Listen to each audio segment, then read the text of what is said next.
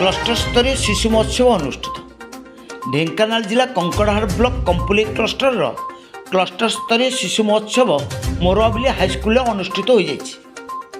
उक्त महोत्सव में मोरवाबिली पंचायत सरपंच श्रीमती बैजंतीमाला राउत मुख्य अतिथि और मुख्य वक्ता भाव पंचायत नायब सरपंच श्रीजुक्त रविनारायण साहू जोग देते। हाईस्कल प्रधान शिक्षक श्रीजुक्त नरेंद्र कुमार सेठी अध्यक्षतार प्रथमे सरपंच श्रीमती राउत द्वारा धूप दीप प्रज्वलित हो शिशु महोत्सव को उद्घाटन करते।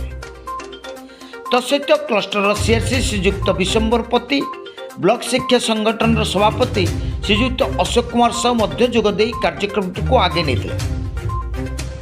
शिशु महोत्सव सुरभि कार्यक्रम को साधुआमुंडा प्राथमिक विद्यालय प्रधान शिक्षक श्रीजुक्त अजय कुमार देउरी और खरखरी प्राथमिक विद्यालय सहकारी शिक्षक श्रीजुक्त अशोक कुमार राउत परिचालन करते। एथिरे विभिन्न प्रकार प्रतियोगिता कार्यक्रम होता यथा प्रबंध, वक्तृता, चित्रांकन, सृजनशील लेखन, क्विज, संगीत और नृत्य इत्यादि छात्र छात्री माने भाग नहीं कर्तृत्व हासिल करते।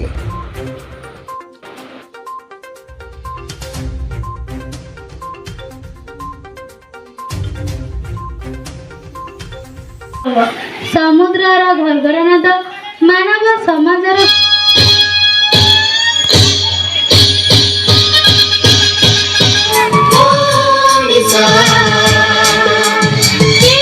वंदे मातरम वंदे मातरम वंदे मातरम।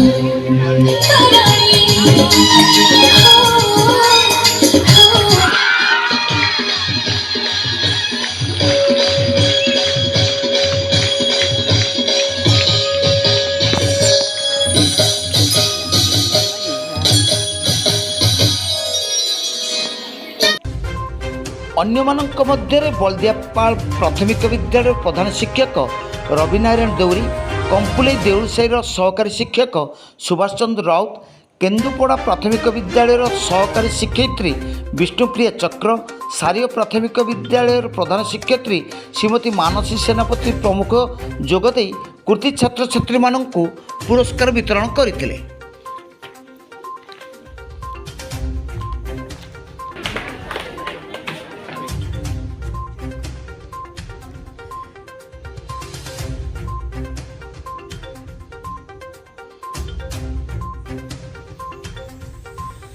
शेष में शांति श्रृंखला कार्यक्रम शेष हो श्रीजुक्त अशोक कुमार राउत समस्त को धन्यवाद दे कार्यक्रम को शेष करते। पुष्पिता राउत की रिपोर्ट, उत्कल ओडिया।